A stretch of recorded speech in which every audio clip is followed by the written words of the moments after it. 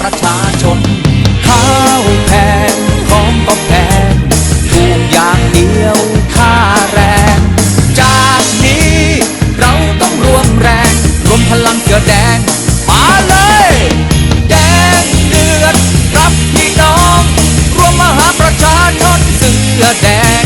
แดงเดือดต้านเผด็จการชาติสดใสอีกครั้งด้วยพลังบนเสื้อแดงสวัสดีครับท่านผู้ฟังที่รักประชาชนที่เคารพครับนี่คือรู้ทันประจำวันที่30สิงหาคม2565นะฮะก่อนจะไปชมเนื้อหารายการในวันนี้นะฮะก็ออเดิร์ฟกันซะก่อนด้วยบรรยากาศนี่แหละครับกองหน้าครอบครัวเพื่อไทยลงพื้นที่ไปที่จังหวัดสมุทรปราการเมื่อวันอาทิตย์ที่ผ่านมานะฮะบรรยากาศเสื้อแดงก็กลับมาอีกครั้งสมุทรปราการเนี่ยท่านผู้ชมครับเป็นพื้นที่หลักของคนเสื้อแดงเลยนะเมื่อปี52-53นะครับลงพื้นที่ไปก็พบ พรรคพวกพี่น้องเพื่อนฝูงนะครับที่เคยต่อสู้เคียงบ่าเคียงไหลกันมาแต่ขณะนี้เนี่ยอายุอานามล่วงเลยไปแล้วแต่หัวใจนี่ยังเหมือนเดิมนะครับยังหวังที่จะมีประชาธิปไตยเต็มที่กลับมาอีกครั้งเพราะฉะนั้นวันนี้เนี่ยการต่อสู้ก่อนจะมีนโยบายสวยหรูประการใดก็แล้วแต่นะครับต้องจัดการระบบ3 ป.นี่ให้มันออกไปก่อนรัฐธรรมนูญ60เนี่ยนะแก้ไขเขียนใหม่ให้มันยุติธรรมสว250ตัวเนี่ยนะต้องหมดไปก่อนถ้าไอ้พวกนี้ยังอยู่นะรัฐธรรมนูญ60ยังอยู่สวพวกนี้ยังอยู่นะระบอบประยุทธ์ยังอยู่เนี่ยอย่าไปพูดนะครับเรื่องแนวทางนะอนาคตประเทศเราจะทำนู่นนี่เลิกพูดฮะตอนนี้ขั้นแรกคือต้องถอนไอ้พิษตัวเนี้ยออกไปก่อนนะต้องถอนไอ้ระบบ3 ป.นี้ออกไปก่อนนะครับแล้วทำได้ยังไงก็บอกไป ในเวทีเสื้อแดงที่สมุทรปราการนะฮะว่าแลนสไลด์เพื่อไทยนะครับเบื้องต้น250 สสนั้นต้องยืนยันเอาไว้ในสภาผู้แทนราษฎรก่อนนะครับแล้วหลังจากนั้นพรรคอื่นๆมาเติมมาเสริมเข้าไปเป็น300เสียงแล้วก็หาอีก70เสียงนี่ก็ไม่ยากแล้วนะครับส่วนกรรมวิธีอย่างไรนั้นนะอธิบายแล้วมันจะซับซ้อนเยิ่นเย่อยาวนานแล้วเดี๋ยวฝ่ายตรงข้ามมันก็จะเข้าใจซะก่อนดังนั้นอย่างนี้นะเชื่อกันก่อนนะเชื่อกันก่อนนะลองกันก่อนนะครับนะทำให้ได้ก่อนนะเลือกตั้งครั้งนี้แลนสไลด์เพื่อไทย250แล้วหลังจากนั้นเดี๋ยวท่านผู้ฟังนะท่านผู้ชมทั้งหลายเดี๋ยวจะรู้เองครับว่าสิ่งที่จะเกิดตามมาเป็นปฏิกิริยาลูกโซ่นั้นมันเป็นอย่างไร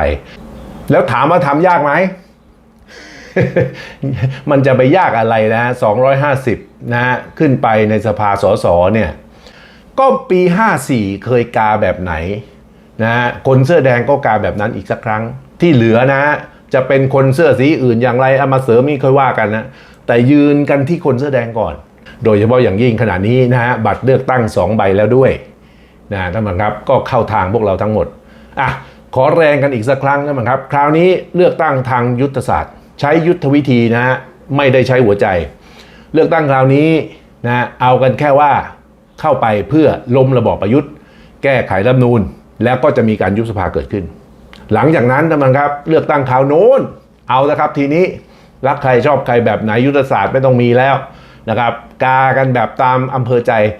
นี่แหละครับท่านผู้ชมครับก็จะนำไปสู่ประชาธิปไตยได้อย่างเต็มที่ในอนาคตในงานนี้ก็ยังมีอีกหลายท่านนะที่ก็มาร่วมงานด้วยนอกจากแกนนำหลักของกองหน้าครอบครัวเพื่อไทยแล้วนะยังมีสสว่าที่สสนายกอบจอีกหลายท่านนะครับและคนสำคัญที่มาเป็นแขกในงานนี้นี่ฮะน้องเดียนะครับลูกสาวเสแดงก็มาร่วมงานนี้ด้วยมีโอกาสได้มาพบปะพี่น้องประชาชนที่จังหวัดสมุทรปราการนะแล้วคนนี้ฮะ ขอแนะนำกันสักหน่อยหนึ่งนะครับว่าที่ผู้สมัครสสเพื่อไทยจังหวัดสุพรรณบุรีเขต1ดร.กุลธิดานะอนันตเมฆน้องสะใภ้ผมเองนะครับท่านผู้ชมครับตอนนี้เพื่อไทยก็อนุมัติแล้วนะฮะก็ได้เป็นผู้สมัครสสเพื่อไทยเขต1จังหวัดสุพรรณบุรีเป็นที่เรียบร้อยซึ่งแถลงข่าวไปเมื่อไม่กี่วันมานี้นะฮะนอกจากนั้นนะยังมีแขกรับเชิญพิเศษนี่ฮะ ไอ้นพเสรีชนนะแล้วก็จ่าอ้วนท่านผู้ฟังที่ติดตามเรื่องราวของผมมาโดยตลอดเนี่ยก็จะยังคงจะจำได้นะรายการ3แยกปากแมวเมื่อ8 ปีที่แล้วนะก็มีพิธีกรหลายท่านนะบิ๊กบัฟตอนนี้ก็เสียชีวิตไปแล้วนะนายทีนะก็ไม่ได้มานะก็ปรากฏว่า2 คนนี้ มาร่วมงานด้วยนะก็มีการพบปะพูดคุยกันนะครับเร็วๆนี้นะครับก็ว่าจะมีการกลับมาของสำนักปากแมวทางช่องรู้ทัน Channel แห่งนี้นะเพิ่มเติมจากรายการรู้ทันซึ่งรับฟังรับชมกันอยู่ทุกวันอังคารและก็วันศุกร์นะอย่างไรก็ตามติดตามนะเร็วๆนี้จะมีข่าวคราวมาบอกกล่าวกันโดยเฉพาะน่าจะเป็นวันอาทิตย์ที่จะถึงนี้นะน่าจะเป็นเทปทดลองนะครับให้ไอนพเสรีชนแล้วก็จ่าอ้วนเนี่ยนะฮะได้มาพบปะพูดคุยทักทายแฟนคลับนะฮะทักทายแฟนๆรายการรู้ทันนะฮะทางช่องรู้ทันเนี่ยChannelแห่งนี้น่าจะเป็นวันอาทิตย์ที่จะถึงนี้นะเวลาประมาณ 4 โมงเย็นก็จะเป็นการถ่ายทอดสดนะครับก็สามารถจะพูดคุยกันได้นะครับส่วนเนื้อหารายการวันนี้ท่านผู้ชมครับเป็นเนื้อหาที่ต่อเนื่องและน่าสนใจอย่างยิ่งโดยเฉพาะประเด็นเรื่องของการยุบสภาซึ่งก็ยังมีข่าวเรื่องของการยุบสภาในหนาหูกันอยู่เรื่อยๆตั้งแต่ก่อนที่จะมีการวินิจฉัยนะอายุนายประยุทธ์จันทร์โอชาแล้วนะครับจนกระทั่งวินิจฉัยว่านายประยุทธ์จันทร์โอชาต้องหยุดปฏิบัติหน้าที่ขณะนี้ข่าวการยุบสภาแทนที่จะเบาลงนะครับกลับหนักข้อขึ้นโดยเฉพาะในเวลาที่อำนาจนะนายกเนี่ยอยู่ในมือของนายประวิตรนะซึ่งนะรู้ทันก็เคยประเมินเรื่องนี้เล่ากันให้ฟังไปแล้วว่านายประวิตรขึ้นมาเนี่ยด้วยวัตถุประสงค์นะไม่ใช่ขึ้นมาด้วยเหตุบังเอิญนะครับพักสักครู่ครับเดี๋ยวช่วงหน้าจะมาเจาะลึกเรื่องนี้กันดูนะฮะโดยเฉพาะเรื่องของการขยับเขยื่อนโผตำรวจเมื่อวานนะครับแล้วก็โผทหารที่กำลังจะมาน่าจะสัปดาห์นี้นะครับท่านผู้ชมครับพักสักครู่นะครับเป็นครั้งแรกที่สุดยอดของการบำรุงฟื้นฟูเส้นผมจากทั้งสองทวีปมาพบกันWe have มะพร้าวต้องบอกว่าน้ำมันมะพร้าวเนี่ยคือน้ำมันมหัศจรรย์ของไทยนะที่มีคุณสมบัติมากมายสามารถเนรมิตความงามให้กับผู้หญิงได้ตั้งแต่ปลายเท้าจนถึงเส้นผมเลยทีเดียว We have a shea butter เชียร์บัตเตอร์ก็เป็นผลผลิตจากเมล็ดเชียร์นัทจากต้นคาริเต้ซึ่งเติบโตอยู่ในแอฟริกาใต้เท่านั้นนะครับคุณสมบัติก็เป็นที่ยอมรับจากคนทั่วโลกเลยว่ามีคุณสมบัติในการบำรุงดูแลฟื้นฟูโปรตีนไม่ว่าจะเป็นเส้นผมหรือผิวหนัง We have มะพร้าว We have a shea butter นอกจากนี้ยังมีส่วนผสมของน้ำมันมะกอกและน้ำผึ้งผสมอยู่ในขวดเดียวกันด้วยทั้งหมดจะช่วยบำรุงเส้นผมและหนังศีรษะลดอาการคันช่วยกระตุ้นการเกิดเซลล์ผมใหม่ทำให้ผมแข็งแรงไม่หลุดร่วงง่ายหลังสระผมจะนุ่มสลวยเป็นเงางามมีน้ำหนักที่สำคัญคือไม่มีอาการแพ้เพราะเป็นธรรมชาติ We have มะพร้าว We have a shea butterแชมพูน้ำมันมะพร้าวสกัดเย็นบวกเชฟบัตเตอร์ของมิสเตอร์ดีสั่งซื้อหรือติดต่อสอบถามได้ที่ศูนย์จำหน่ายสินค้าทางไปรษณีย์ของมิสเตอร์ดีทางโทรศัพท์ติดต่อได้ตั้งแต่เวลา 9 โมงเช้าถึง 6 โมงเย็นหมายเลขโทรศัพท์ 092-384-1222 หรือจะฝากข้อความเอาไว้ได้ตลอด 24 ชั่วโมงที่ Line ID มิสเตอร์ดีโด่ง Line ID มิสเตอร์ดีโด่ง2 Line ID มิสเตอร์ดีโด่ง3หรือในกล่องข้อความ Facebook โด่งมิสเตอร์ดีคลิปที่แล้วเนี่ยนะฮะก็วิเคราะห์กันไปจนถึงเรื่องว่าการเกิดขึ้นของการหยุดปฏิบัติหน้าที่ของนายประยุทธ์จันทร์โอชาวันนี้นะครับโดยศาลรัฐธรรมนูญวินิจฉัยเนี่ยเมื่อวิเคราะห์ไทม์ไลน์ประกอบด้วยเรื่องอื่นๆแล้วเนี่ยนะก็มีเหตุอันควรสงสัยได้ว่านะครับมีคนนะฮะใช้สถานการณ์ตรงนี้เอื้อให้เกิดประโยชน์กับกลุ่มตัวเองโดยเฉพาะวันนี้เราก็เห็นชัดแล้วนะครับว่ากลุ่มตัวเองที่ได้รับผลประโยชน์นั้นนะก็คงหนีไม่พ้นกลุ่มของวงสุวรรณซึ่งไม่ได้ประกอบด้วยนายประวิตรคนเดียวแล้วครับเบื้องหลังเจาะลึกลงไปเนี่ยมีเขาลางว่านะยังมีเรื่องของป.ที่4ประกอบด้วยไปมากลุ่มนี้ทั้งหมดทั้งปวงเนี่ยนะยวงนี้โยงไปถึงนายธรรมนัสโยงไปถึงเรื่องราวความขัดแย้งของนายประยุทธ์ซึ่งเกิดขึ้นก่อนหน้านี้มายาวนานข่าวลือเบื้องลึกเบื้องหลังเนี่ยท่านผู้ชมครับเสริมเติมกันอีกสักนิดนึงนะฮะก็มีข่าวมาบอกกันว่านะก่อนหน้าที่ศาลรัฐธรรมนูญจะวินิจฉัยเนี่ยนะข่าวลือจิ้งจกแถวบ้านนายประยุทธ์เนี่ยเขาก็บอกว่านายประยุทธ์นี่เชื่อนะครับเชื่อที่ปรึกษาของตัวเองนะซึ่งเช็คประเมินไปแล้วที่ปรึกษาก็บอกว่าคุยแล้วเรียบร้อยเช็คเสียงเรียบร้อยแล้วนะพรุ่งนี้ไม่มีวันหยุดปฏิบัติหน้าที่อย่างแน่นอนแต่สุดท้ายเรื่องราวทั้งหมดทั้งปวงมันไม่เป็นเช่นนั้นพลิกผันจนนายประยุทธ์เนี่ยถึงได้รู้ว่าอ๋อที่แท้ข้างกายกูเนี่ย นอกจากพี่ใหญ่ไว้ใจไม่ได้แล้วไอ้ข้างกายกูเนี่ยก็เต็มไปด้วยคนที่ไว้ใจไม่ได้อีกเช่นเดียวกันท่านผู้ชมครับยิ่งไปกว่านั้นนะข่าวคราวเรื่องของการยุบสภาก่อนวันที่17 สิงหาคมที่พรบงบประมาณจะเข้าสภาเนี่ยมันดังหนาหูมากมาย นะพรบงบประมาณเข้าสภาก็วันเดียวกันกับที่ฝ่ายค้านเนี่ยนะครับยื่นเรื่องนี้เข้าสู่การวินิจฉัยนะของศาลรัฐธรรมนูญซึ่งเริ่มต้นก็คือยื่นให้นายชวนหลีกภัยเนี่ยนะครับก่อนแล้วหลังจากนั้นกระบวนการทางศาลรัฐธรรมนูญเนี่ยนะก็ดำเนินการต่อเนื่องจนกระทั่งถึงศาลเนี่ยวันที่22นะซึ่งรับโดยเลขาธิการของศาลนะแล้วก็พิจารณา2วันแล้วก็ส่งให้ศาลรัฐธรรมนูญนะในวันที่24ซึ่งรู้ทันก็บอกนะว่าวันที่24เนี่ยนะก็มีโอกาสที่ศาลรัฐธรรมนูญยังมีเวลาวินิจฉัยนะอย่างต่ำเนี่ย5วันอย่างช้าสามารถยืดได้ถึง10วันแต่ในขณะที่แต่สิ่งที่เกิดขึ้นก็คือนะยื่นปุ๊บวันที่24ศาลรัฐธรรมนูญวินิจฉัยปั๊บวันที่24พอดีเลยท่านผู้ชมครับยิ่งถ้าย้อนนะฮะลึกไปกว่านั้นอีกตั้งแต่วันที่15สิงหาคมเนี่ยก็มีเรื่องราวเกิดขึ้นแล้วนะซึ่งเป็นสัญญาณที่จะบอกนายประยุทธ์ได้แล้วนะครับว่าเรื่องเหล่านี้เนี่ยนะมันกำลังจะเกิดขึ้นนั่นก็คือมีพระราชกิจจานุเบกษานะเผยแพร่ระเบียบของกกต.ออกมาซึ่งเป็นระเบียบที่ว่าด้วยการใช้ทรัพยากรหรือบุคคลของรัฐในการเลือกตั้งนั่นเองครับปรากฏว่าระเบียบตรงนี้เนี่ยเป็นระเบียบของกกต.นะครับซึ่งออกมาเสร็จสับประธานกกต.ลงนามตั้งแต่วันที่28ตุลาคม2563แล้วนะแล้วก็ยื่นมายังสำนักเลขาธิการคณะรัฐมนตรีเนี่ยหรือสรคเนี่ยตั้งแต่เดือนตุลานะครับท่านผู้ชมครับแต่ปรากฏว่าสรคหรือคณะเลขาธิการคณะรัฐมนตรีเนี่ยเก็บเอาไว้ไม่ประกาศในพระราชกิจจานุเบกษาซึ่งสำนักเลขาธิการคณะรัฐมนตรีเนี่ยท่านผู้ชมครับอยู่ในการดูแลของนายประยุทธ์จนกระทั่งเนี่ยท่านผู้ชมครับใกล้ถึงวันที่ศาลจะวินิจฉัยวันที่24ใช่ไหมฮะปรากฏว่า15เนี่ยนะฮะ15เนี่ยนะฮะก็มีข่าวว่ากกตเนี่ยนะฮะทักท้วงและกดดันไปยังที่สำนักเลขาธิการคณะรัฐมนตรีนะครับบอกว่าเก็บเอาไว้ทำไมให้รีบประกาศลงในพระราชกิจจานุเบกษาโดยด่วนนะในที่สุดแรงกดดันของกกตเนี่ยที่ทวงถามมายังสำนักเลขาคณะรัฐมนตรีเนี่ยนะครับก็เป็นเหตุให้สำนักเลขาคณะรัฐมนตรีเนี่ยนะครับจำเป็นจะต้องประกาศลงในพระราชกิจจานุเบกษานะเผยแพร่ระเบียบกกตตรงนี้ออกมาในวันที่16สิงหาคมซึ่งเป็นเวลานะก่อนที่ฝ่ายค้านเนี่ยจะยื่นเรื่องให้นายชวนส่งสารรัฐธรรมนูญเพียงแค่วันเดียวคือฝ่ายค้านยื่นในวันที่17นะท่านผู้ชมครับ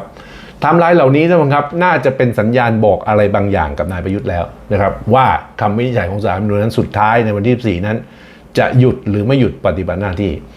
สอดคล้องกับข่าวลือที่เขาบอกว่านะที่ปรึกษานายประยุทธ์เนี่ยนะฮะกล่อมนายประยุทธ์ตลอดเวลานะว่าคุยแล้วนะไม่หยุดปฏิบัติหน้าที่อย่างแน่นอนนะโดยเฉพาะประกอบกับเรื่องของความที่เป็นคนที่นะไม่กล้าตัดสินใจนายประยุทธ์เนี่ยท่านผู้ชมครับเป็นคนโลเลนะนะเป็นคนที่ขี้ขลาดตาขาวนะไม่กล้าในการตัดสินใจเพราะฉะนั้นหลายๆเรื่องนะครับนายประยุทธ์เนี่ยดองเรื่องเหล่านี้ไว้จนกระทั่งตัวเองเข้ามุมอับทั้งหมดทั้งปวงก็ลงล็อกนายประวิตรวงษ์สุวรรณแหละครับท่านผู้ชมครับซึ่งได้ขึ้นมานั่งเป็นรักษาการนายกอยู่ตอนนี้นะทันโค้งสุดท้ายของการแต่งตั้งโยกย้ายพอดีท่านผู้ชมครับเรื่องราวเหล่านี้ถ้าเราพิจารณาดูดีๆนะมันเกิดไทม์ไลน์ขึ้นเป็นจุดนะต้องทำนั่นต้องทำนี่ในวันที่เท่าไหร่ตรงไหนทำอะไรซึ่งตอนนี้เราเห็นในเบื้องต้นเท่านั้นนะว่าไทม์ไลน์มันเกิดขึ้นแล้วและแน่นอนนะไทม์ไลน์ตัวนี้ยังต้องมีไปต่อทั้งหมดทั้งปวงเนี่ยมันเป็นสัญญาณว่าแผนการครั้งนี้ถูกวางเอาไว้อย่างดีเป็นขั้นเป็นตอนเป็นระบบนะท่านผู้ชมครับดังนั้นท่านผู้ชมครับถ้ามีแผนขั้นตอนวางเอาไว้อย่างนี้นะแล้วเริ่มลงมือทำนับหนึ่งกันแล้วเนี่ยนะไทม์ไลน์เหล่านี้มันก็ต้องเดินต่อไปเรื่อยๆถูกไหมฮะท่านผู้ชมครับแล้วถามว่าแผนการเหล่านี้ถ้ามีคนวางจริงนะถ้านายประวิตรนะมีแผนการเรื่องนี้จริงกลุ่มวงสุวรรณมีแผนการเรื่องนี้จริงถ้าเรื่องนี้เป็นเรื่องจริงดังนั้นการขึ้นมาของนายประวิตรวงสุวรรณครั้งนี้นะครับแน่นอนมันต้องมีวัตถุประสงค์ทีนี้เป้าหมายของนายประวิตรคืออะไรนะครับเราก็ไม่รู้นะจริงๆแล้วเนี่ยนะครับแต่รู้ทันเนี่ยนะก็คิดว่าน่าจะเกี่ยวข้องกับอายุรัฐบวมที่กำลังจะหมดไปซึ่งอย่างที่เคยวิเคราะห์ให้ฟังแล้วนะครับว่าช่วงโค้งสุดท้ายของรัฐบวมแต่ละรัฐบาลเนี่ยนะฮะก็จะมีลักษณะเช่นนี้นั่นก็คือการเตรียมตัวเพื่อจะสืบต่ออำนาจของตัวเองในการเลือกตั้งครั้งหน้าโดยเฉพาะเรื่องของงบประมาณนะครับยิ่งใกล้เลือกตั้งแล้วนะกระทรวงสำคัญอย่างมหาดไทยตำรวจนะอีกหลายอย่างที่สามารถจะเอื้อประโยชน์นะนายทุนในการเลือกตั้งได้นะครับนะถ้าไม่ได้อยู่ในมือของนายประวิตรแล้วเนี่ยนะครับการบริหารงานเลือกตั้งเพื่อพรรคพลังประชารัฐเนี่ยในภายภาคหน้าเนี่ย มันก็จะเหนื่อยนะครับดังนั้นเนี่ยเมื่อใกล้การเลือกตั้งใกล้พรบงบประมาณใกล้ฤดูแต่งตั้งโยกย้ายมันจึงจำเป็นอย่างยิ่งนะต้องวางแผนจัดการนะไอ้จระเข้ขวางคลองตัวเนี้ยออกไปซะพูดง่ายๆว่าวัตถุประสงค์ของนายประวิตรวันนี้นะครับมองเห็นค่อนข้างชัดเจนว่าขึ้นมาเพื่อจัดทัพเตรียมที่จะยุบสภาแล้วก็เลือกตั้งเพราะนั้นสิ่งที่นายประวิตรจะต้องรีบทำนะในช่วงโค้งสุดท้ายของการแต่งตั้งก่อนจะเดือนตุลาเนี่ยนะอย่างเช่นโผทหารโผตำรวจโผข้าราชการต่างๆแล้วสุดท้ายมาคือเรื่องสำคัญคือเรื่องปรับครม.เพราะฉะนั้นผมมองว่าประมาณ4เรื่องนี้เป็นเรื่องหลักที่นายประวิตรจะต้องทำทีนี้พอนายประวิตรขึ้นมานั่งเป็นนายกรัฐมนตรีในช่วงโค้งสุดท้ายแล้วเนี่ยก็ต้องจับตาดูแล้วครับว่าย่างก้าวของนายประวิตรเนี่ยนะจะทำอะไรบ้างตั้งแต่โผทหารนะครับซึ่งโผทหารนี่หนักหน่อยตรงที่ว่านะยังมีรัฐมนตรีว่าการกระทรวงกลาโหมซึ่งคือนายประยุทธ์จันทร์โอชาเนี่ยนั่งขวางลำอยู่ทั้งนี้ทั้งนั้นนะครับการจัดการโผทหารได้เนี่ยนะก็มีแค่7คนเท่านั้นในสภากลาโหมนะครับนั่นก็คือ1รัฐมนตรีว่าการกระทรวงกลาโหมนะฮะ2รัฐมนตรีช่วยกลาโหมนะฮะปลัดกระทรวงกลาโหมและผบ.เหล่าทัพอีก4คนรวมแล้ว7คนนี้ไม่ได้รวมนายกรัฐมนตรีเนี่ยเข้าไปด้วยทันทีทันใดนั้นเองก็เกิดปรากฏการณ์หลังที่นายประวิตรเนี่ยนะฮะได้นั่งเก้าอี้นายกรักษาการแทนนายประยุทธ์เพียงแค่ไม่กี่วันนะฮะสิ่งที่นายประวิตรทำนะฮะก็คือเร่งการแก้ไขน้ำท่วมนะก็เห็นอยู่2เรื่องวันแรกที่ขึ้นมาเป็นนายกรักษาการแทนนายประยุทธ์นะสิ่งแรกที่นายประวิตรทำก็คือสั่งไปยังทหารนะครับให้ไปช่วยน้ำท่วมในจังหวัดต่างๆโดยด่วนแน่นอนเหลือเกินนะครับเมื่อสั่งลงไปยังทหาร นายกสั่งเองไม่ได้หรอกครับท่านผู้ชมครับนะเพราะว่าไม่ได้ดูแลกระทรวงกลาโหมนะคนที่ต้องรับคำสั่งเนี่ยครับก็คือกระทรวงกลาโหมนั่นก็คือนายประยุทธ์จันทร์โอชาซึ่งก็พึ่งนะลดตำแหน่งตัวเองจากนายกเนี่ยลงมานั่งใต้อำนาจของนายประวิตรเป็นครั้งแรกนอกจากนั้นท่านผู้ชมครับขึ้นมาเป็นนายกรักษาการเพียงแค่ 2-3 วันขึ้นมาวันที่25 26ใช่ไหมฮะ27นายประวิตรก็โทรหาชัดชาติทันทีโดยนายประวิตรเนี่ยนะครับเปิดทางกับชัดชาติบอกว่ายินดีช่วยเหลือกทม.ในทุกเรื่องแล้วก็ให้เบอร์โทรศัพท์ติดต่อสายตรงนะครับได้ทันทีแล้วก็ให้หมายเลขตัวเองเนี่ยให้ชัดชาติติดต่อไว้ด้วยนะครับถ้ามันก็รู้อยู่นะครับว่าชัดชาติกับนายประยุทธ์นั้นนะฮะค่อนข้างจะไม่ค่อยจะกินเส้นกันเท่าไหร่นะเพราะฉะนั้นเรื่องแบบนี้จะไม่เกิดขึ้นเลยตอนที่นายประยุทธ์นั่งเป็นนายกรัฐมนตรีที่สำคัญนะครับในการโทรหาชัดชาตินั้นไม่ได้โทรเปล่าๆนะฮะนายประวิตรเนี่ยนะครับยังเสนอนะครับเรื่องของการจัดส่งทหารจำนวน50คนเนี่ยนะฮะมาเสริมกำลังเพื่อช่วยกันบรรจุนะครับกระสอบทรายและเรียงแนวกระสอบทรายให้กับกทม.ด้วยซึ่งจะเริ่มต้นในวันที่29เมื่อวานนี้ประเด็นก็คือนะครับ50นายเนี่ยไม่ต้องส่งมาก็ได้ใช่ไหมเจ้าหน้าที่กทม.เนี่ย50คนแป๊บเดียวก็หามาได้แล้วนะแต่ยังไงก็ตามนายประวิตรก็ยังเสนอนะทหารให้ไปช่วย50นายประเด็นมันก็อยู่ที่ว่านะเวลาสั่งทหารเนี่ยนายกสั่งเองไม่ได้หรอกครับนะครับก็ต้องมีคำสั่งลงไปยังนะรัฐมนตรีว่าการกระทรวงกลาโหมนะฮะสุดท้ายไปมานี่คือการสั่งนายประยุทธ์นะฮะให้ไปช่วยผู้ว่าราชการจังหวัดกรุงเทพมหานครคือนายชัดชาตินั่นเองนอกจากนั้นนะการโทรหาชัดชาติช่วยเหลือกันโดยเอาทหาร50นายไปเนี่ยนะฮะสามารถดำเนินไปได้อย่างเงียบๆหรือถ้าเป็นข่าวก็เป็นข่าวเพราะเหตุบังเอิญลักษณะที่เกิดขึ้นนี่นะครับมีเจตนาการทำอีเวนต์เรื่องนี้อย่างชัดเจนมีการออกข่าวนะนำเสนอรายละเอียดคุยอะไรบ้างอย่างนู้นอย่างนี้ในที่สุดเนี่ยข่าวนี้ก็แพร่หลายไปทั่ว ประกอบกับท่านผู้ชมลองคิดดูสิครับนะคนใจแคบอย่างนายประยุทธ์เนี่ยได้รับข่าวนี้เข้าไปเนี่ยนะครับนอกจากจะนอนไม่หลับเรื่องถูกปลดจากนายกยังมีนะเรื่องที่ต้องจำกลืนฝืนทนต้องไปนั่งนะจากนายกลดไปนั่งตำแหน่งรัฐมนตรีนะหวังว่าจะเป็นก้างขวางคอนายประวิตรนะแต่สุดท้ายแล้วเนี่ยเจอภาวะกดดันเช่นนี้คนอย่างนายประยุทธ์เนี่ยนะครับขณะนี้จะช้ำอกช้ำใจแค่ไหนถ้าเกิดมีอารมณ์วูบวาบนะลาออกจากรัฐมนตรีกระทรวงกลาโหมขึ้นมาเนี่ยทั้งหมดทั้งปวงเนี่ยก็จะเข้าทางนายประวิตรทั้งหมดทั้งสิ้นอย่างไรก็ตามนะครับทันทีที่นายประวิตรขึ้นมานั่งเป็นนายกรัฐมนตรีรักษาการแทนนายประยุทธ์เนี่ยนะครับสิ่งที่เกิดขึ้นทันทีในวันที่25สิงหาคมก็คือการประชุมสภากลาโหมนั้นชะงักลงไปซึ่งในวันที่25สิงหาคมเนี่ยนะครับเป็นการประชุมสภากลาโหมที่มีวาระสำคัญนั่นก็คือการถกนะฮะเรื่องของตำแหน่งผู้นำเหล่าทัพซึ่งกำลังจะเกษียณอายุในเดือนกันยายนนี้ ผลก็คือนะฮะโผผบเหล่าทัพเนี่ยซึ่งกำลังจะลงตัวในวันที่25เนี่ยถูกเลื่อนออกไปอีก1สัปดาห์ซึ่งก็คงเป็นสัปดาห์นี้นะฮะก็ต้องมาถกกันแหละครับว่าตำแหน่งผบเหล่าทัพตำแหน่งใหญ่ๆในกองทัพเนี่ยสุดท้ายแล้วจะลงเอ่ยที่ใครซึ่งก่อนหน้านี้ท่านผู้ชมครับโผทหารเนี่ยปีนี้เนี่ยค่อนข้างมีแรงเสียดทานค่อนข้างสูง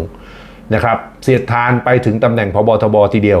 อย่างที่ทราบนะครับว่านรงค์พันธ์จิตแก้วแท้เนี่ยนั่งเป็นผบทบมาตั้งแต่ปี63แล้วก็จะเกษียณเนี่ยนะครับในปีหน้าล่าสุดเนี่ยนะก่อนที่จะมีโผตรงนี้นะครับก็มีข่าวลือกระทบไปยังผบทบคนนี้นะฮะข่าวลือที่ว่านั้นนะฮะก็คือข่าวเปลี่ยนตัวผบทบในที่สุดนะถ้ามันก็เห็นนะฮะเมื่อนายประยุทธ์เนี่ยถูกสั่งหยุดปฏิบัติหน้าที่สิ่งแรกที่นรงค์พันธ์นะออกมาทำนะก็คือออกมาพูดกับสื่อนะประเด็นแรกคือปฏิเสธนะว่าไอ้ข่าวที่ว่าจะปรับผบทบใหม่นะฮะอย่างนู้นอย่างนี้เนี่ยเป็นข่าวลือทั้งสิ้นนะครับแล้วก็ตามด้วยนะครับชมประยุทธ์ว่าเป็นลูกผู้ชายตัวจริงนัยยะตรงนี้นะครับมันไม่ใช่เรื่องของการชมประยุทธ์ด้วยหัวจิตหัวใจที่แท้จริงนะครับแต่นัยยะทางการข่าวที่เราเห็นเนี่ยนะครับนั่นคือการประกาศตัวเองว่านะชื่นชมประยุทธ์แน่นอนเหลือเกินนะฮะในเวลาที่นายประยุทธ์ถูกปลดเนี่ยคนที่ได้ประโยชน์คือนายประวิตรเมื่อชื่นชมนายประยุทธ์เนี่ยก็แสดงว่านะแสดงจุดยืนว่าฉันเนี่ยไม่ได้อยู่ข้างนายประวิตรนั่นเองซึ่งเรื่องนี้เป็นเรื่องที่ผมบอกว่าไม่ใช่การออกมาพูดกับสื่อโดยปกตินะครับเพราะผบทบคนนี้ไม่ใช่นายอภิรัตน์คงสมพงษ์นะที่บ้าน้ำลายชอบพูดกับสื่อแต่ผบทบคนนี้มันจะเห็นนะจะอยู่เงียบๆแล้วก็ถ้าจะออกมาพูดกับสื่อก็ต้องเป็นย่างก้าวทางการเมืองเป็นนัยยะทางยุทธวิธีทั้งหมดทั้งสิ้นเพราะฉะนั้นการออกมาพูดของผบทบวันที่นายประยุทธ์ถูกปลดหรือถูกพักงานจากนายกรัฐมนตรีเนี่ยนะครับก็ถือเป็นนัยยะสำคัญเป็นการส่งสัญญาณสำคัญทีเดียวนะฮะแต่อย่างไรก็ตามนะครับรู้ทันก็เชื่อว่านะฮะนรงค์พันธ์จิตแก้วแท้เนี่ยสายแข็งโป๊ก โป๊ก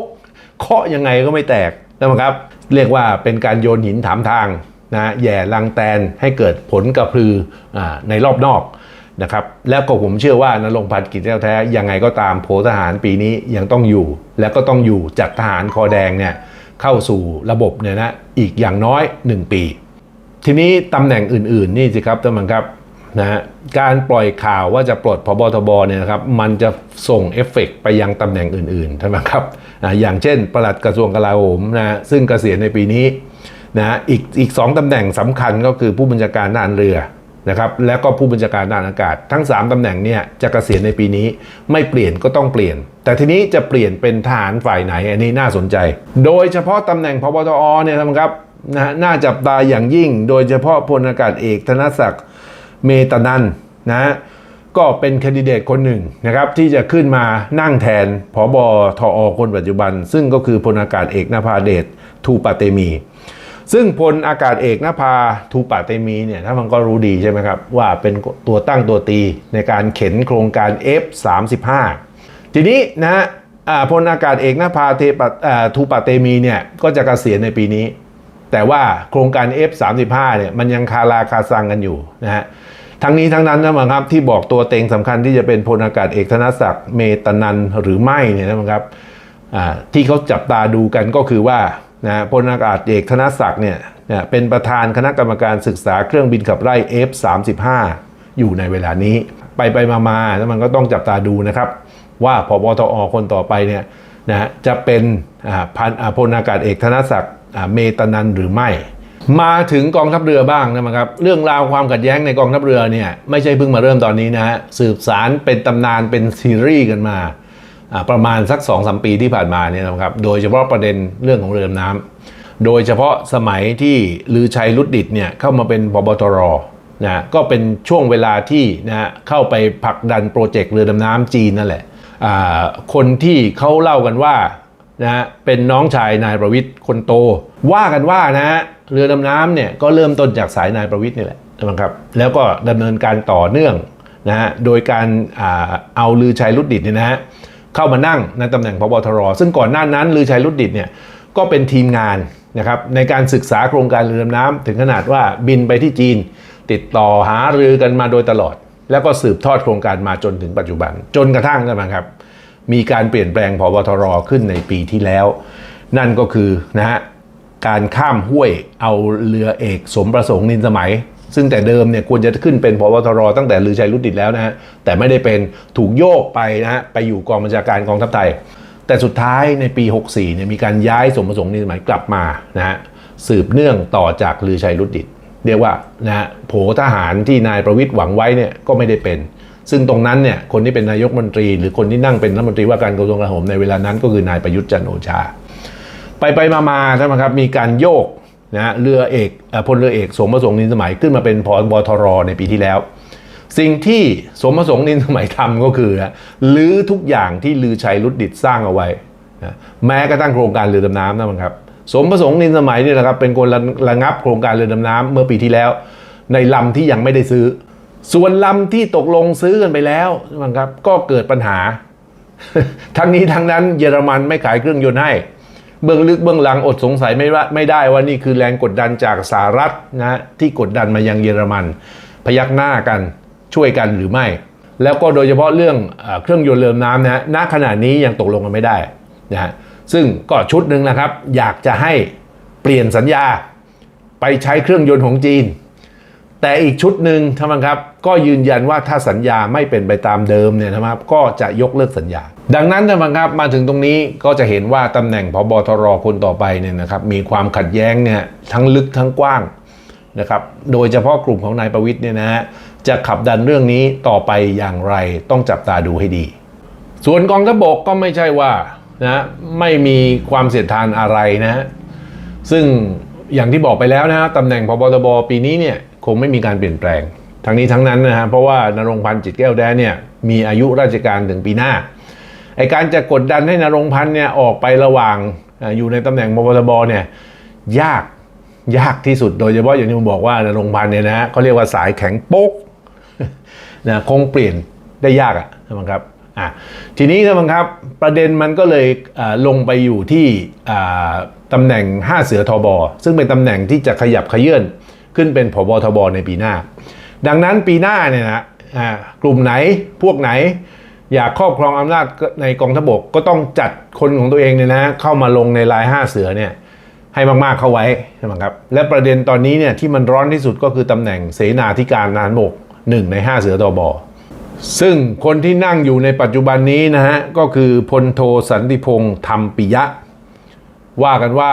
คนนี้นะฮะเป็นสายนายประยุทธ์จันทร์โอชานะฮะซึ่งฝากเอาไว้ในตำแหน่งเสนาธิการทหารบกทีนี้ท่านครับก่อนที่จะเขย่าตำแหน่งนายกรัฐมนตรีเนี่ยนะฮะช่วงก่อนหน้านี้ท่านเห็นไหมฮะมีระเบิดเกิดขึ้นในทางภาคใต้เนี่ยหลายต่อหลายแห่งนะฮะเกิดเหตุระเบิดใหญ่มีทั้งเผาเซเว่นมีทั้งอะไรต่อมีอะไรเนี่ยเกิดขึ้นมากมายซึ่งสถานการณ์ทางภาคใต้เนี่ยปกติในช่วงหลังนี่นะครับค่อนข้างจะซาลงไปแล้ว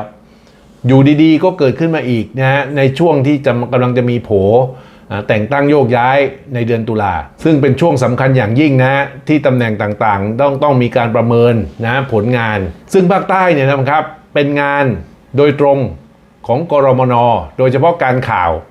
นะฮะซึ่งคนที่ดูแลเรื่องนี้ก็คือตำแหน่งเสนาธิการทหารบกนี่แหละท่านครับเมื่อมีระเบิดภาคใต้เกิดขึ้นมาเมื่อไหร่ใช่ไหมครับก็เล็งไปที่ตำแหน่งเสนาธิการทหารบกนี่แหละซึ่งประสบการณ์เรื่องนี้ท่านครับมันเคยประสบเหตุประสบผลกันมาแล้วเมื่อหลายปีก่อน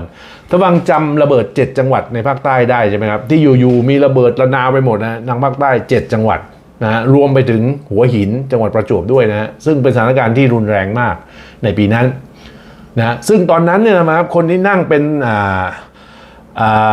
เสนาธิการทหารบกอยู่นั่นก็คือพิสิทธิ์สิทธิสาร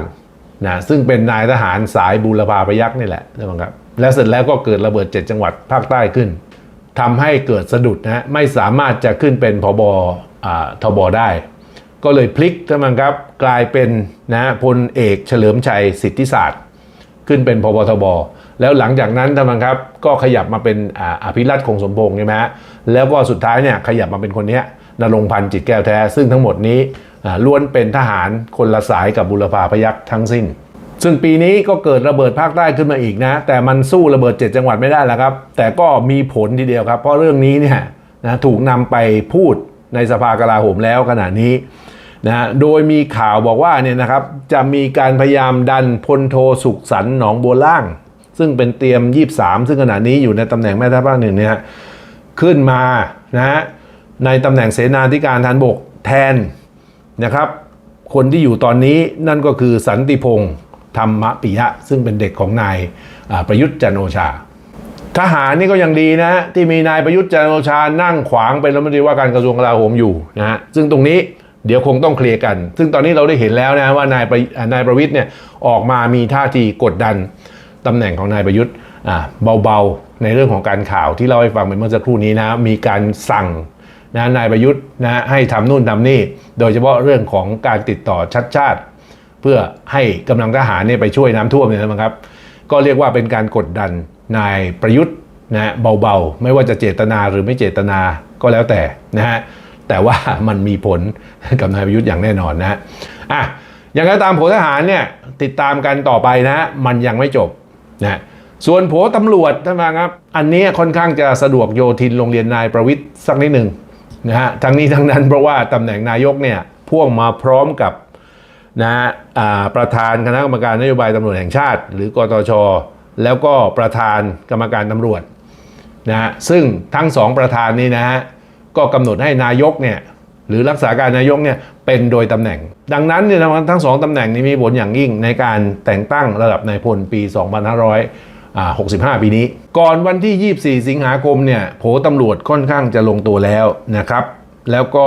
นายประยุทธ์เนี่ยเคาะสถานที่ประชุมเอาไว้ว่าจะใช้ห้องสีเขียวของทำเนียบรัฐบาลเป็นการประชุมของคณะกรรมการตำรวจทั้งสองคณะโดยที่ตัวเองนั่งเป็นประธานแล้วก็เกิดเหตุการณ์วันที่ 24 สิงหาคมขึ้นนะครับนายประวิตรขึ้นมาแทนรักษาการนายกแน่นอนครับก็นั่งเป็นประธานกรรมการตำรวจทั้งสองคณะนี้ด้วยนะสิ่งที่นายประวิตรทำสิ่งแรกเลยนะครับตอนขึ้นมานั่งเป็นรักษาการนายกเนี่ยนะฮะหนึ่งคือเรียกโผทหารเข้ามาดูนะครับอันนี้อันดับหนึ่งสองนะครับมีการเปลี่ยนสถานที่ประชุมใหม่ของคณะกรรมการตำรวจทั้งสองคณะนะฮะซึ่งจากเดิมที่บอกว่าจะใช้ห้องสีเขียวทำเนียบรัฐบาลเนี่ยนะก็เปลี่ยนมาเป็นใช้ห้องประชุมศรียานนท์ภายในสำนักงานตำรวจแห่งชาติแทนก็เกิดข่าวลือกันเยอะแยะเลยทีเดียวนะครับว่าโผตำรวจจะมีการเปลี่ยนแปลงหรือไม่สุดท้ายการประชุมคณะกรรมการตำรวจเมื่อวานนี้ทั้งสองคณะก็สรุปเบ็ดเสร็จลงที่ผบ.ตำรวจคนนี้นะฮะคนใหม่เนี่ยก็คือพลตำรวจเอกดำรงศักดิ์กิติประภัสนะครับซึ่งคนนี้นะฮะจากข่าวก็บอกเป็นคนที่มีการสนองนโยบายของนายประยุทธ์เป็นอย่างดีไม่ใช่สนองนโยบายของนายประยุทธ์คนเดียวนะฮะสนองนโยบายของนายประวิตรด้วยเรียกกันว่านะเป็นคนที่ไม่มีความขัดแย้งกับกลุ่ม3 ป.นะฮะก็ว่ากันอย่างนั้นซึ่งถ้าย้อนกลับไปก่อนหน้านี้นะฮะคนที่เป็นแคนดิเดตตำแหน่งผบ.ตรเนี่ยมีอยู่ด้วยกัน3 คนนะฮะหนึ่งก็นี่แหละครับพลตำรวจเอกดำรงศักดิ์กิติประภัสอันนี้ว่าไปแล้วนะก็ได้เป็นผบ.ตรไปนอกจากนั้นท่านผู้ชมครับอีก2 คนก็คือพลตำรวจเอกรอยอิงคไพโรจน์นะครับซึ่งคนนี้นะฮะเป็นเซนคาเบียนคอนเนคชั่นหลายคนก็บอกว่าคนนี้นะเป็นสายนายประวิตรแต่ถ้าไปดูประวัติจริงๆเนี่ยผมว่านะฮะไม่น่าจะใช่ทั้งนี้ทั้งนั้นนะฮะผลงานของพลตำรวจเอกรอยอิงคไพโรจน์เนี่ยก็คือการแก้ปัญหาบ่อนพนันผิดกฎหมายที่จังหวัดภาคตะวันออกซึ่งเป็นฐานเสียงสำคัญของพลังประชารัฐนะนะครับถ้ามันคงจำเรื่องหลงจู้สมชายได้นะฮะคงจำเรื่องการแพร่ระบาดโควิดเมื่อปลายปี 63นะฮะที่เกิดจากบ่อนการพนันในภาคตะวันออกจนกระจายไปทั่วนะฮะกลายเป็นเรื่องใหญ่คงจำเรื่องลื้อฟื้นนะฮะแฟรนไชส์บ่อนการพนันทางภาคตะวันออกได้ทั้งหมดทั้งปวงเนี่ยนะครับเป็นผลงานของพลตำรวจเอกรอยอิงคไพโรจน์ทั้งสิ้นส่วนคนที่3เนี่ยท่านผู้ชมครับก็คือพลตำรวจเอกวิษณุปราสาททองโอสถนะเจรตำรวจแห่งชาติคนนี้ว่าไปแล้วผลงานเนี่ยไม่โดดเด่นเท่า2 คนแรกดังนั้นเนี่ยจะว่ากันไปนะโผตำรวจครั้งนี้เนี่ยตำแหน่งผู้บัญชาการตำรวจแห่งชาติเนี่ยเอาจริงนะคนที่สูสีที่สุดมีแค่2 คนเท่านั้นแหละครับนั่นก็คือนะรอยอิงคไพโรจน์หรือไม่ก็เป็นดำรงศักดิ์กิติประภัสซึ่งดำรงศักดิ์กิติประภัสเนี่ยชื่อเนี่ยมาตั้งแต่สมัยนายประยุทธ์แล้วนะก็เรียกว่าโผกลางมาแบบนี้ตั้งแต่ตรงนั้นแล้วสุดท้ายมาถึงนายประวิตรแน่นอนแล้วครับคุณสมมุติว่าท่านเป็นนายประวิตรเนี่ยท่านจะเปลี่ยนโผไหมเอาเป็นรอยอิงคไพโรจน์ดีไหมคนนี้ปราบบ่อนตะวันออกดีไหม นะฮะในที่สุดนะครับทั้งหมดทั้งปวงก็ลงเอยที่พลตำรวจเอกดำรงศักดิ์กิติประภัสทั้งนี้ทั้งนั้นสื่อหลายสื่อนะก็บอกว่ารอยอิงเกอร์ไบโรจน์เนี่ยนะครับเขาเรียกว่าเป็นเซนคาเบียนคอนเน็กชันเพราะจบเซนคาเบียนมาก่อนนะแต่อย่างไรก็ตามนะครับดูผลงานของเขาให้ดีนะฮะปราบบ่อนการพนันผิดกฎหมายในภาคตะวันออกเนี่ยนะครับเป็นผบ.ตร.ได้หรือไม่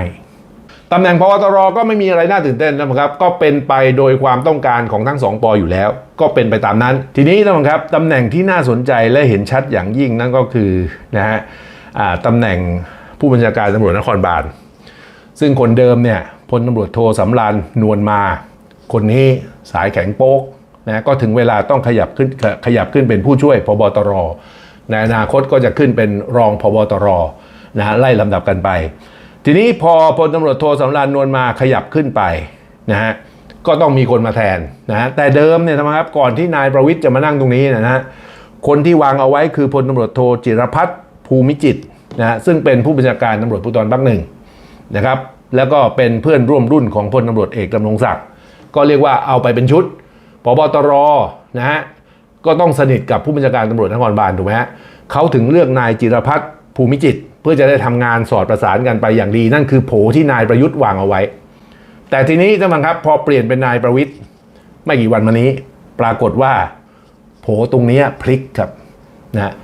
ผู้บัญชาการตำรวจนครบาลเนี่ยพลิกนะครับปรากฏว่าคนที่ขึ้นมาเป็นผู้บัญชาการตำรวจนครบาลก็กลายเป็นนะฮะพลตำรวจโททิติแสงสว่างนะซึ่งพลตำรวจโททิติแสงสว่างเนี่ยนะตอนนี้นะเป็นผู้บัญชาการตำรวจภูธรภาค2คนนี้นะฮะทิติแสงสว่างเนี่ยนะครับปรากฏว่าถ้าย้อนอดีตไปนะฮะเป็นคนที่ทำผลงานเนี่ยนะฮะไม่แพ้กับพลตำรวจเอกรอยอิงคภัยโรจน์เลยเรียกว่าเป็นคนปฏิบัติการปราบบ่อนภาคตะวันออกเนี่ยพร้อมๆกับรอยอิงคภัยโรจน์โดยที่รอยอิงคภัยโรจน์เนี่ยเป็นผู้ใหญ่กว่านะฮะและผู้ช่วยสำคัญก็คือนี่แหละครับผู้บัญชาการตำรวจภูธรภาค2คนปัจจุบันคือทิติแสงสว่างแล้วคนที่มาแทนนะตำแหน่งที่ว่างลงในตำแหน่งผู้บัญชาการตำรวจภูธรภาค2เนี่ย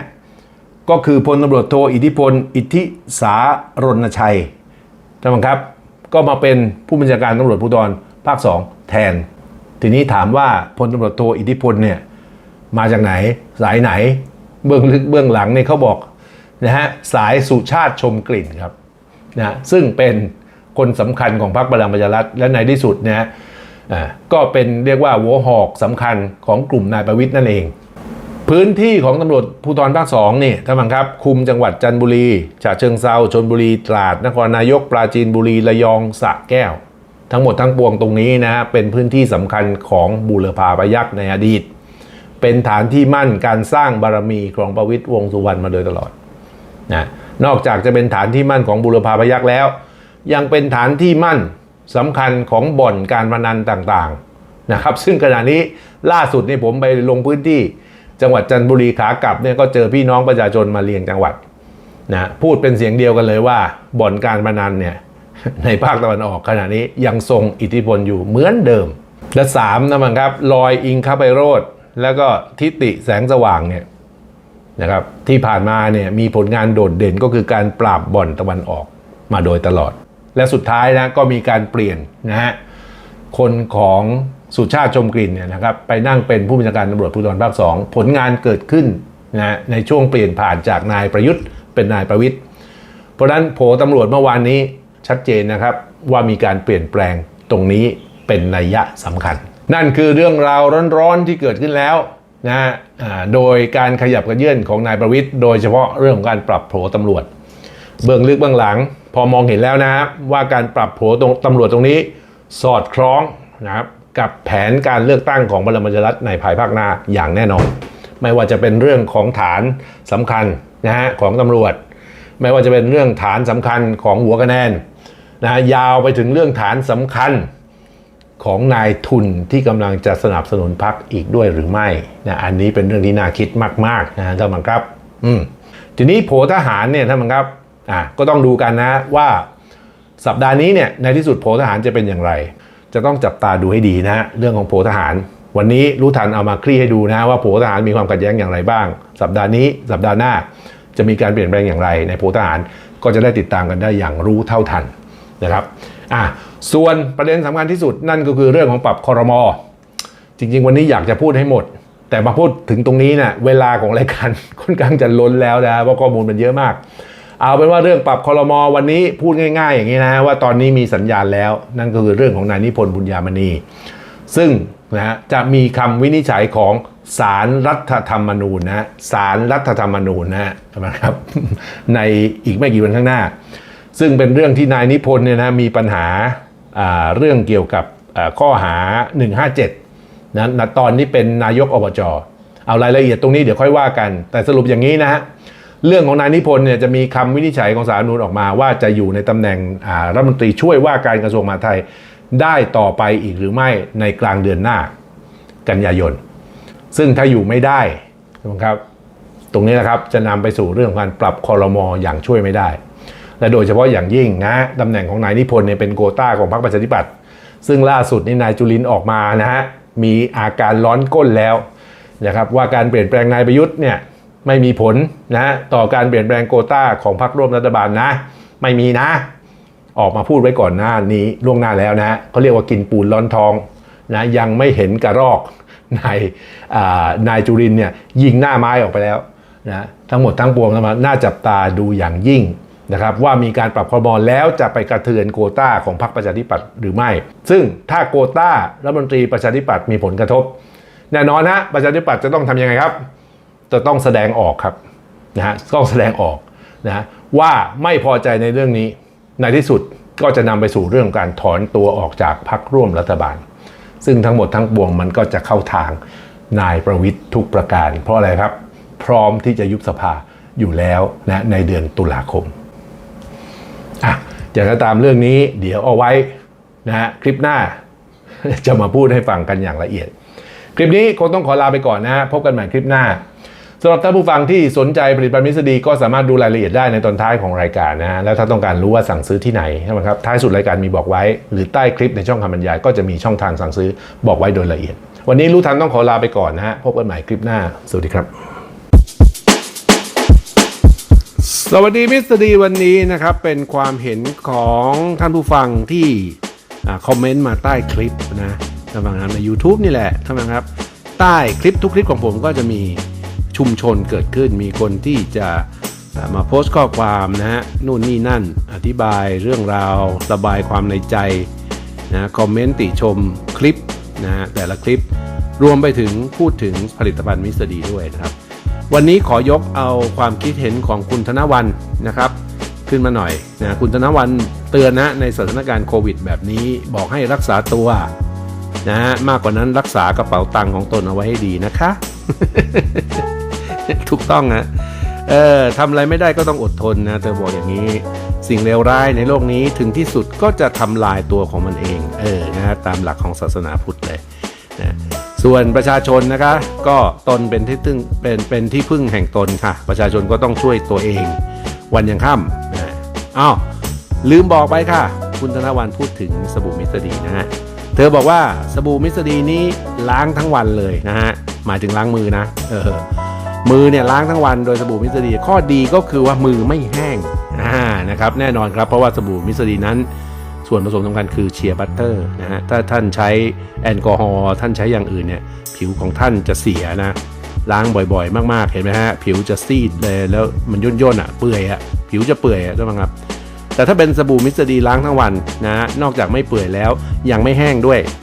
นะเพราะเรามีเชียร์บัตเตอร์อยู่ในนั้นนะให้ความชุ่มชื้นกับผิวหนังของท่านคุณ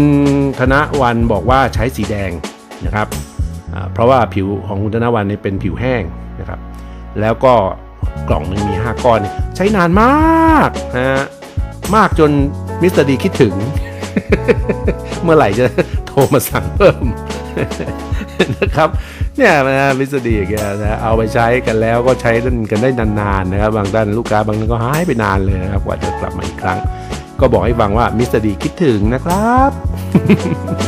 ก่อนจากกันในวันนี้นะครับเน้นย้ำอีกทีฟังคลิปรู้ทันแล้วอยากจะสนับสนุนผลิตภัณฑ์ธรรมชาติมิสเตอร์ดีก็ทำได้ตามช่องทางดังต่อไปนี้ครับ สั่งซื้อหรือติดต่อสอบถามได้ที่ศูนย์จำหน่ายสินค้าทางไปรษณีย์ของมิสดี ทางโทรศัพท์ติดต่อได้ตั้งแต่เวลา 9 โมงเช้าถึง 6 โมงเย็นหมายเลขโทรศัพท์ 092-384-1222 หรือจะฝากข้อความเอาไว้ได้ตลอด 24 ชั่วโมงที่ Line ID มิสดีโด่ง Line ID มิสดีโด่ง2 Line ID มิสดีโด่ง3หรือในกล่องข้อความ Facebook โด่งมิสดี